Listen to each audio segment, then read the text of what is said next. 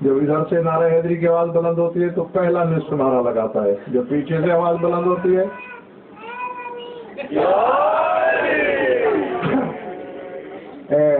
علائن والوں کو تو سمجھا کے آیا ہوں، اور تم جو جہاں آج نئے چہرے چند آئے ہو تم بھی یاد رکھ لو، عادت ڈال لو یا علی کہنے کی۔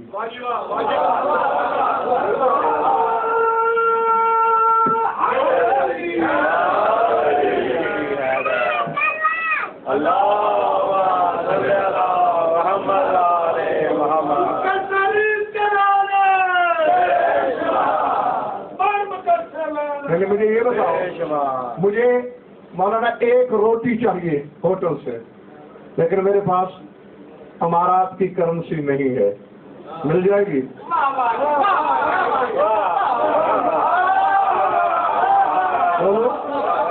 مل جائے گی؟